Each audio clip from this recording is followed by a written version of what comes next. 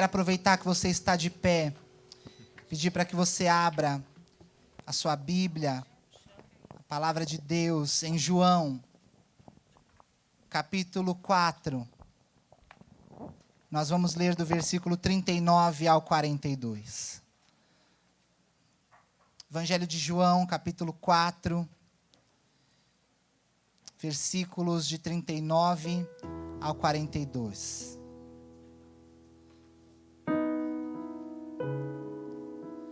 E a palavra do Senhor diz assim: muitos samaritanos do povoado creram em Jesus por causa daquilo que a mulher relatou. Ele me disse tudo o que eu já fiz. Quando saíram para vê-lo, insistiram que ficasse no povoado. E Jesus permaneceu ali 2 dias, e muitos outros ouviram sua palavra e creram. Então disseram à mulher: agora cremos, não apenas por causa do que você nos contou, mas porque nós mesmos o ouvimos, e agora sabemos que Ele é, de fato, o Salvador do mundo. Você pode se sentar. Nós estamos em uma campanha que há muitos anos é uma das marcas da nossa denominação.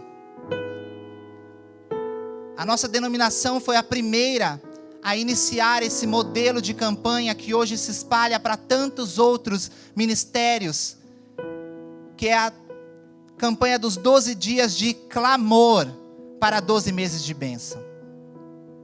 E quando nós falamos de clamor, queridos, nós precisamos entender que clamor é algo que nasce de uma necessidade. O clamor não é algo que nasce porque o seu amigo te manda clamar. O clamor não é algo que nasce porque a sua família é uma família que tem a marca do clamor. O clamor nasce porque dentro da sua alma, dentro do seu espírito, dentro da sua mente, nas suas emoções, existe uma necessidade. Nós falamos com o Senhor, ou pelo menos deveríamos, porque somos cristãos. E nós falamos com o Senhor com palavras de petição. Nós pedimos a Deus diante das nossas necessidades. Nós também agradecemos a Deus pelas bênçãos e dádivas que recebemos.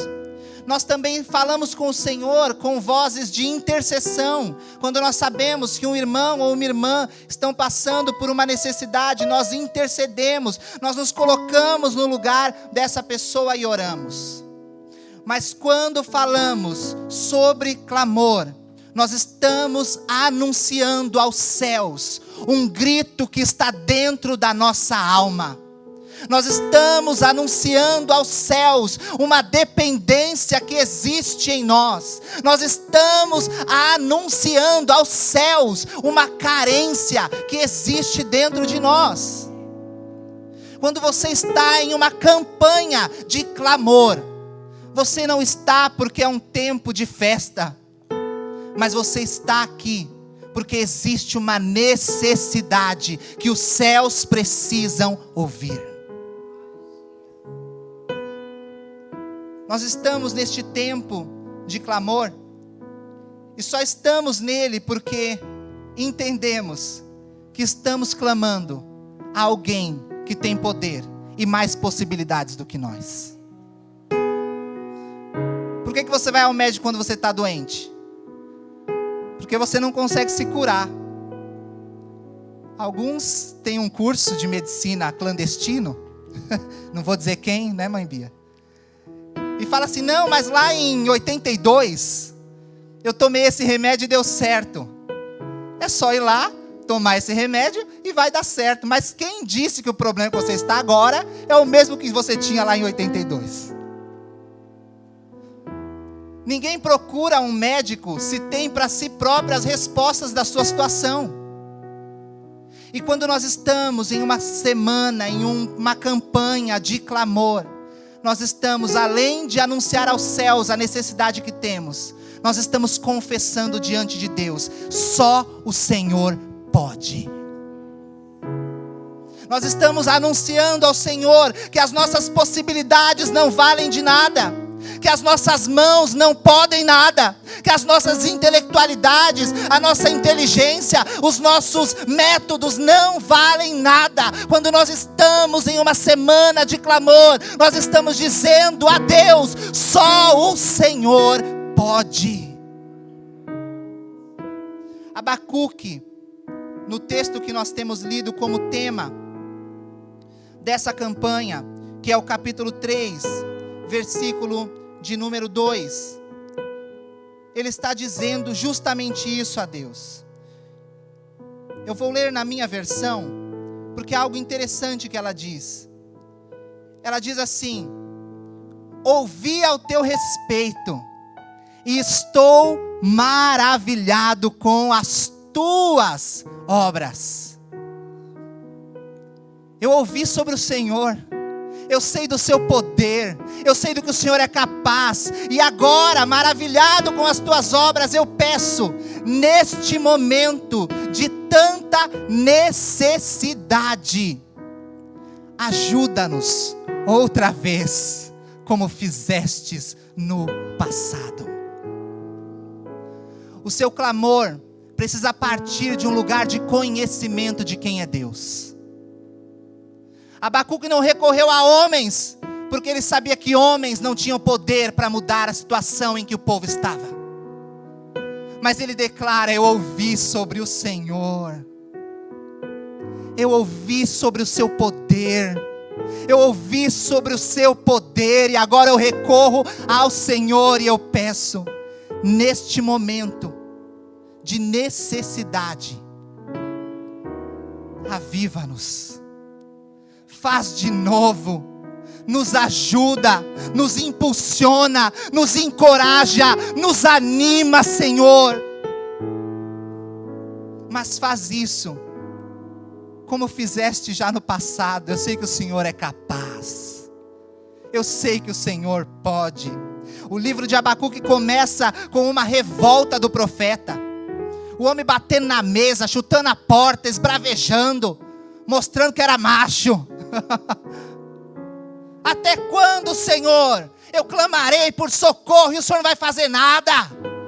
Vai ficar esparramado no seu trono, vendo o seu povo sofrer e não vai se levantar? E às vezes é assim que a gente chega na presença de Deus: homem demais, mulher demais, que história é essa? Que bagunça é essa? Mas o livro que começa com um profeta revoltado, termina com um profeta que reconhece quem Deus é. O Abacuque que chega chutando a porta, ao final do seu livro está dizendo: não importam as circunstâncias, elas não mudam a verdade de que o Senhor é o Deus da minha salvação. Quantos clamores nós ouvimos na Bíblia? O cego de Jericó, um homem que tinha uma necessidade, um homem que enxergou por um período da sua vida e agora não enxerga mais. Já pensou o que é isso? Você construir a sua vida indo para onde você quer, sabendo aonde estão as coisas, porque você olha e não precisa da ajuda de ninguém, e agora, dentro da sua casa, um lugar que você está acostumado, que você cresceu, agora virou um lugar estranho. Você está esbarrando em móveis, você está tropeçando nas coisas. Um homem que enxergava e agora não enxerga mais, ele tem dentro de si uma necessidade. Mas Jesus está passando, aleluias. E ele começa a ouvir o burburinho de que quem tinha a solução está passando. E ele começa a gritar: Jesus, filho de Davi, tem misericórdia de mim. Ele começa a expor a Jesus a necessidade que estava dentro da sua alma, a necessidade que ele tinha. Nós conhecemos a necessidade de Jairo. Jesus desembarcando na praia, Aquele homem que era um alto sacerdote, que usava roupa diferente, que no meio da multidão se destacava porque era uma autoridade. A autoridade dele não valia de nada, senão apenas diante dos homens, não valia nada. Na hora que a filha está prestes a morrer, a autoridade de Jairo é tacada na lata do lixo, e ele vai correndo aonde está a solução para a sua vida.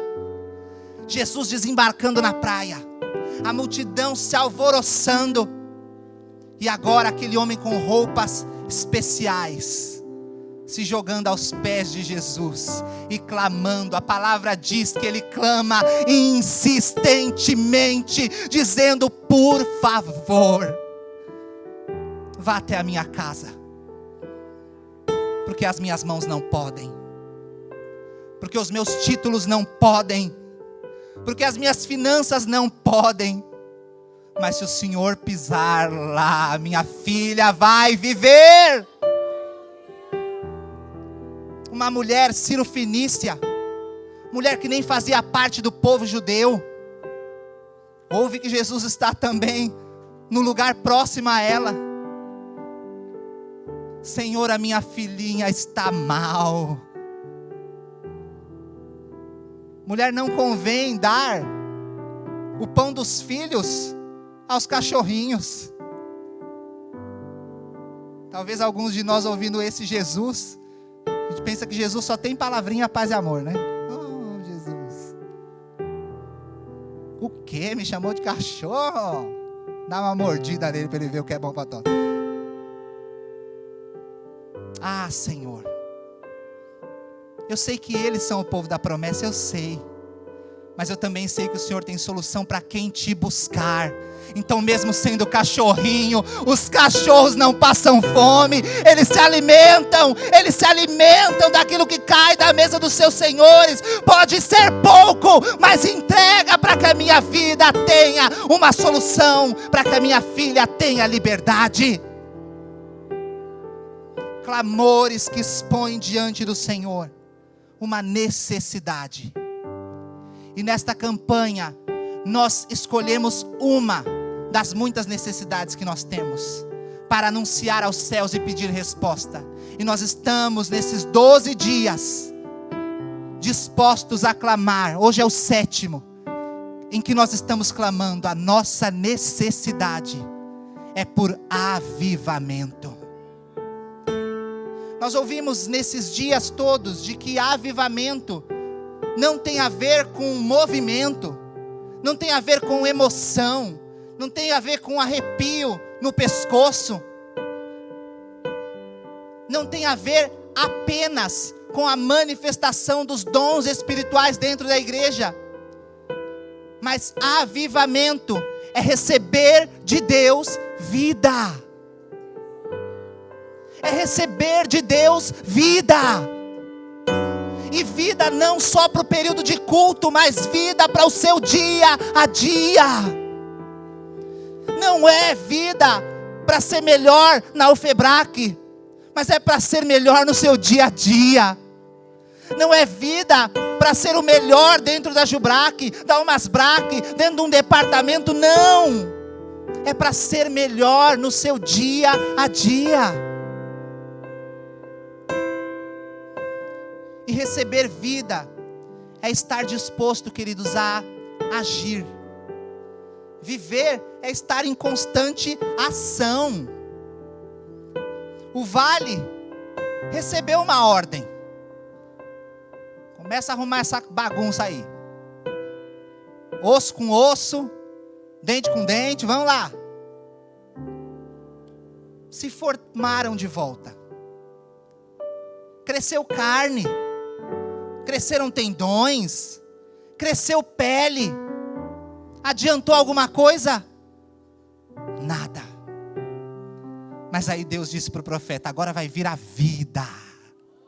Agora chama para que eles não tenham só estrutura, mas para que eles tenham vida.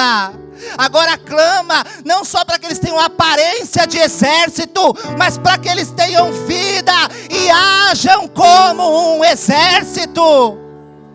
E aí vem o Espírito. E agora eles não são mais uns fantoches, uns bonecos, não, inertes, parados, mortos. Mas agora eles têm vida de Deus. E quem tem vida de Deus, apresenta vida de Deus. Nosso tema hoje é avivados para evangelizar. É impossível quem recebeu vida de Deus não comunicar da vida de Deus. É impossível você receber vida para viver em ação e não apresentar Jesus, e não manifestar o caráter do céu sobre a terra, e não comunicar as grandezas de Deus de geração em geração. Eu estava ainda esses dias comprando um livro para um amigo. Eu amo livraria, amo livro, quem me conhece sabe. Se tiver café, melhor ainda. Esses dias o Ney foi em casa e ele estava olhando a bagunça que estão os meus livros. E ele falou: você já leu tudo isso? Eu falei: não é para tanto. Essa pilha aqui, essa singela pilha é do confessai-vos uns aos outros. É obra do consumismo, a gente vai comprando. Esse daqui eu não tenho, mas eu me comprometo a ler em nome de Jesus. E tinha um livro na prateleira interessantíssimo. O livro se chamava Pai, me conta a sua história. Era um livro para crianças. E era uma pergunta, e você abria o livro, ele tinha várias perguntas. Pai, qual era o seu brinquedo favorito na infância? Pai, qual que era a sua comida favorita? Você tinha um apelido quando você era criança? Você se mudou demais ou você sempre morou na mesma casa? Um livro interessantíssimo. Mas eu já estava pensando na mensagem. E Deus me disse: evangelizar é contar a sua história. É contar a sua história. Mas eu disse que o clamor de Abacuque começou porque ele conhecia a Deus. E que história com Deus você vai contar se você não o conhece? Que história com Deus você vai contar se você não sabe quem Ele é? Se você não lê a respeito dEle, se você não se interessa por Ele, se você não tem experiências. Se esse livro se chamasse Pai, Mãe, me conta a sua história com Deus, você teria o que escrever nesse livro como memorial para os seus filhos. Você teria o que dizer sobre o seu contato diário com Deus. Ou você ia falar: filho, de ano em ano, o papai, a mamãe, vai numa campanha de 12 dias. E depois eu não sei mais o que é a igreja. É isso que você ia colocar no seu livro? Pai, qual que é a sua história com Deus? Filha, a minha história com Deus é que quando eu preciso eu clamo Ele, depois eu não sei quem Ele é. Pai, mãe, qual que é a sua história com Deus?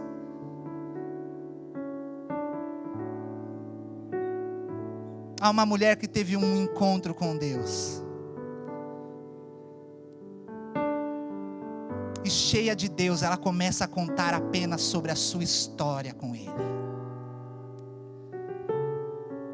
João 4, versículo 1 a 4. Eu quero caminhar um pouco pensando sobre essa mulher com você. João capítulo 4.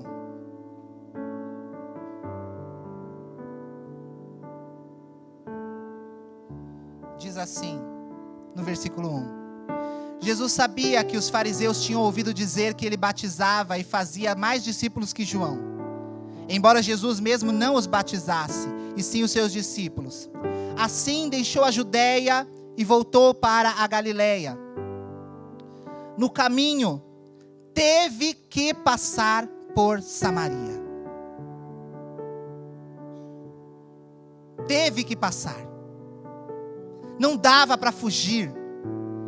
Não tinha como não passar por ali. Teve. Algumas traduções dizem, era-lhe necessário passar por Samaria.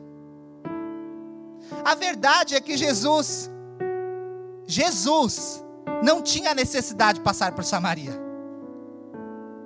Mas alguém em Samaria tinha a necessidade de que Jesus passasse ali. Existiam pelo menos 3 roteiros que Jesus podia fazer para chegar até a Galileia onde ele queria ir. Mas uma pessoa precisava que ele passasse por Samaria. O foco de Jesus não era chegar na Galileia. Esse era o destino dele. Mas o foco dele era levar vida para uma pessoa. Jesus sabe qual é a sua necessidade. Ele sabe qual é a sua necessidade. E quando você clama, mesmo que em silêncio, mostrando aos céus a sua necessidade, Ele não vai se negar em ser resposta para a sua vida. Aquela mulher não tinha mandado um fax para Jesus dizendo, passa por Samaria.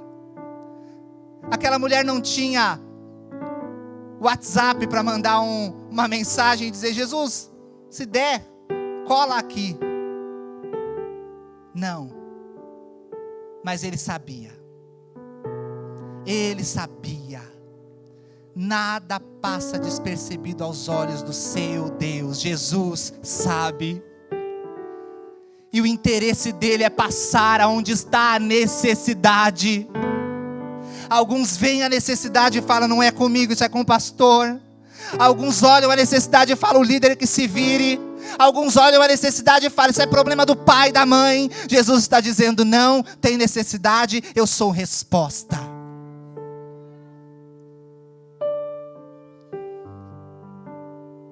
Você precisa entender, querido, que o avivamento que nos leva a evangelizar não é uma agenda da igreja, mas é um propósito de Deus. O versículo 5 em diante diz assim: chegou ao povoado samaritano de Sicar, perto do campo que Jacó tinha dado ao seu filho José. O poço de Jacó ficava ali, e Jesus, cansado da longa caminhada, sentou-se junto ao poço por volta do meio-dia. Pouco depois, uma mulher samaritana veio tirar água.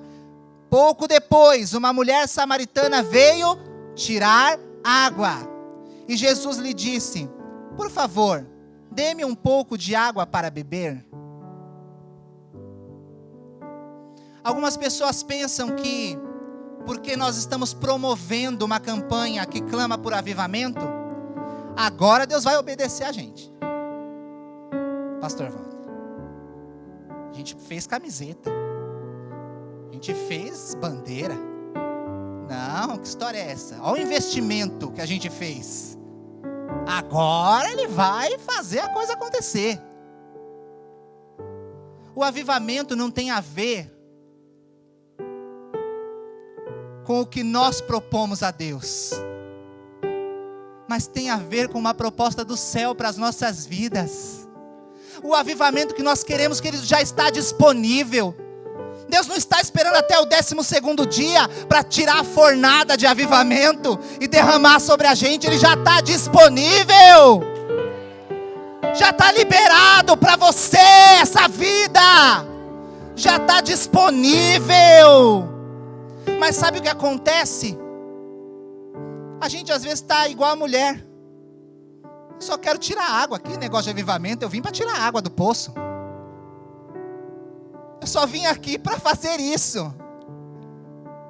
Eu acho que Jesus olha a gente pensando que só veio aqui para tirar água do poço. Só veio aqui para passar um tempo. Eu acho que ele deve fazer igual muita mãe fala, né? Você está vindo com a farinha, meu bolo está pronto, meu filho. Ou um pouco a irmã Zefinha. Você está vindo com a farinha, meu cuscuz já está, ó. Já está disponível. essa vida, essa solução para a sua necessidade já está disponível. Já foi liberada pelo Senhor. Para de achar que é só ir buscar água no tanque. Olha quem está no tanque com você. A campanha, queridos, está sendo só uma desculpa.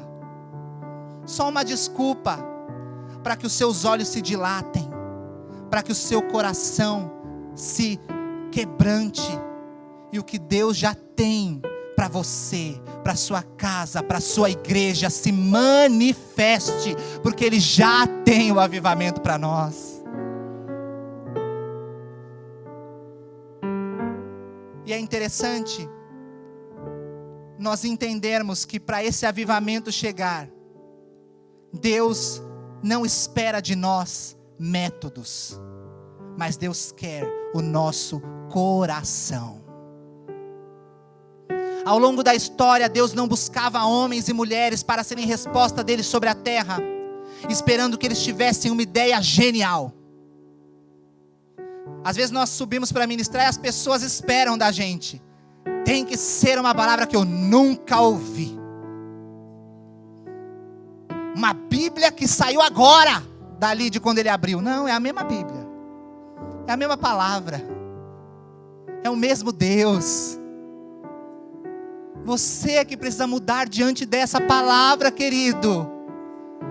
Não é uma coisa nova. Apesar da palavra de Deus ser como espada, de 2 gumes que atravessa, que alcança onde homem algum alcança. Quem somos nós diante da palavra? Não o contrário, quem é a palavra diante de nós? Deus não está esperando que você tenha uma metodologia incrível para que o avivamento venha. Deus está interessado em corações. O versículo 9 diz assim: a mulher ficou surpresa, pois os judeus se recusam a ter qualquer contato com os samaritanos. Você é judeu e eu sou uma mulher samaritana, disse ela a Jesus. Como é que me pede água para beber? E Jesus respondeu: se ao menos você soubesse que presente Deus tem para você, disponível para você, e com quem você está falando. Você me pediria água e eu lhe daria água viva. Mas você não tem corda nem balde e o poço é muito fundo, disse ela. De onde tiraria essa água viva? Além do mais, você se considera mais importante do que o nosso antepassado Jacó, que nos deu esse poço? Como pode oferecer água melhor que Jacó deu aos seus filhos e aos seus animais para beberem? E Jesus respondeu: quem bebe dessa água logo terá sede outra vez, mas quem bebe da água que eu dou nunca mais terá sede, porque ela não só vai saciar a sede, mas ela se tornará uma fonte que brota de dentro dele e lhe dá a vida eterna. Mulher preocupada com como é que você vai tirar a água e a fonte diante dela. A mulher preocupada com o jeito que ele ia dar e a fonte diante dela. A mulher questionando qual era a forma humana que ele ia trabalhar e Jesus diante dela. Quando esse pastor mudar, aí essa igreja vai viver de verdade. Quando esse líder sair, aí sim a gente vai ver o que é vida. Quando a gente começar a ter esse método, agora sim. Aplica essa ideia e aí vocês vão ver. Não. Para de se preocupar com corda. Para de se preocupar com balde. Para de achar que o seu poço é maravilhoso. A fonte está diante de você. A fonte diante dela. E ela preocupada com o jeitinho que Jesus ia dar.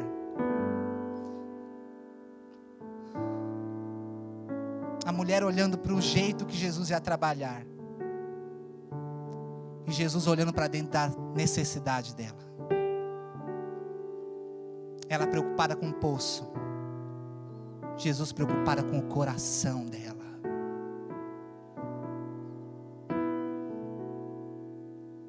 Essa mulher se encontra com Jesus. E ela estava viva. Ela não era uma mulher morta. Mas viva aos olhos humanos. Uma mulher que já tinha tido 5 casamentos. Uma mulher que foi criada para agradar. Naquela época a mulher era criada para agradar. Do jeitinho que seu marido mandar. Do jeitinho que ele disser. Vira para o lado, vira. Desvira para o outro, desvira. Sobe, sobe. Desce, desce. Uma infância, uma juventude, uma fase adulta assim. Usando métodos para ser alguém diante dos homens. Sabe o que isso valeu para ela? Nada. Tentar agradar os homens, sabe o que gerou para ela? Nada. Algumas pessoas pensam que ela, não sei, olhava para o marido, não gosto mais de você, vou embora. Não era assim na época. Os homens a abandonavam. Você não serve mais para mim. Não te quero mais. Agora você pensa o que era uma mulher desprezada por 5 maridos. Uma mulher que passou a vida se construindo para ser agradável, aceita, aplaudida por esses maridos. E agora sendo deixada pelos 5. Essa mulher vivia. Estava viva. Mas o que estava dentro dela? As frustrações, a angústia. O olhar para si própria como uma decepção. Eu falhei. Eu não sirvo, me jogaram fora, eu me dediquei e não recebi nada, eu fiz o meu melhor e fui jogada fora. É dessa mulher que nós estamos falando. Quanta necessidade, quanto vazio, quanta angústia dentro de uma pessoa. Até o momento em que ela se conforma. É assim mesmo. Sabe o que eu vou fazer com a minha vida? Vou aceitar ser adúltera.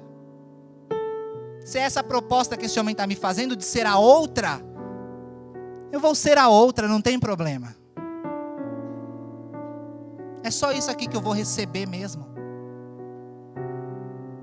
Essa é a posição que me resta. Afinal de contas, os homens disseram isso. Mas eu disse que a vida vem quando nós nos encontramos com Jesus. A sua história verdadeiramente começa quando você se encontra com Jesus.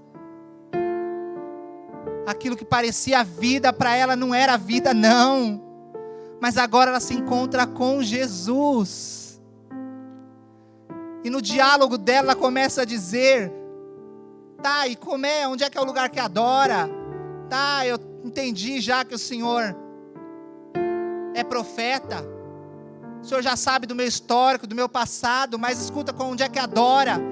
E Jesus começa a dizer: não, não é ali nem aqui, é em espírito e em verdade. E ela fala: eu sei, quando o Messias vier, Ele vai revelar todas essas coisas para nós. E Jesus para. Faz uma pausa, olha no fundo dos olhos daquela mulher e diz: sou eu.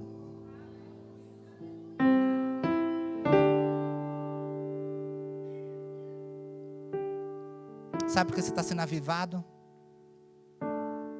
Para contar para outros o momento em que Jesus olhou para você e disse: sou eu. para dizer para os outros que você já tinha se decepcionado muito, que tinha muita ferida dentro de você, que tinha raiva, ódio, desgosto, angústia, decepção. Mas houve um dia em que, preocupado com tirar água, preocupado com corda, preocupado com poço, com balde, um homem chegou e disse: não precisa de poço, eu sou a fonte.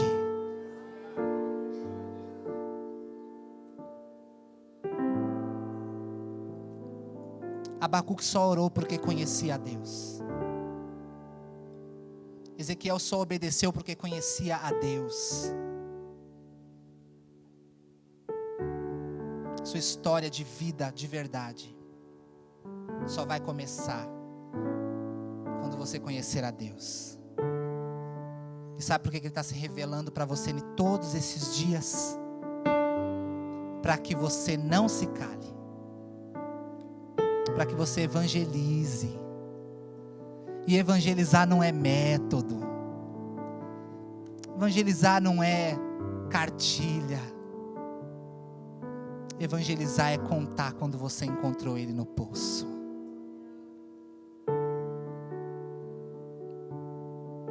É contar quando você viu Ele no poço, e a partir dali o seu cântico de angústia saiu dos seus lábios e você começou a dizer: não há nada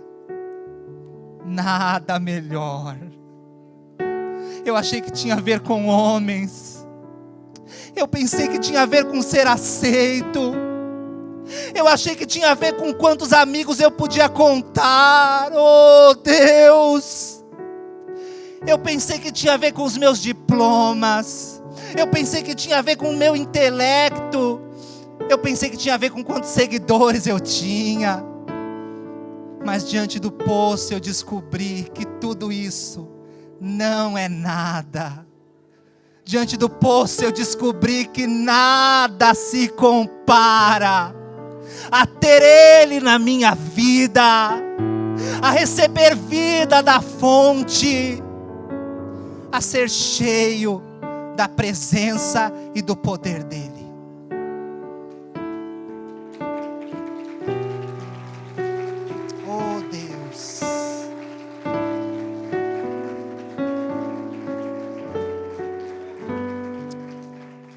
Versículo 39 que nós lemos no início diz: muitos samaritanos do povoado creram em Jesus.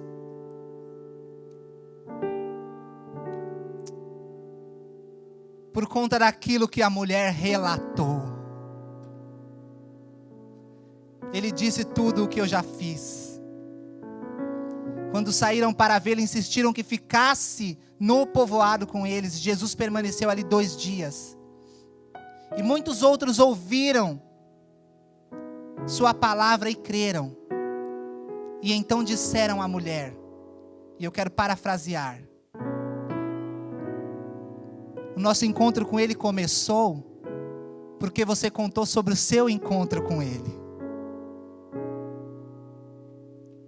Nós conhecemos a Jesus porque você falou sobre o seu Jesus. Agora cremos, não apenas por causa do que você nos contou, mas porque nós mesmos o ouvimos. E agora sabemos que Ele é de fato o Salvador do mundo. Se encontre com Jesus, conheça Jesus, apresente Jesus a outros, mas não preocupado com métodos. Escreva o seu livro. Léo, me conta a sua história com Deus. Ô Bia, como é a sua história com Deus? Pastor Adriano, como é que é a sua história com Deus? Ô Silvia, como foi sua história com Deus? Você está sendo avivado para isso, para dizer do seu encontro com Ele no poço. E o resto é com Ele. Amém? Deus abençoe vocês em nome de Jesus.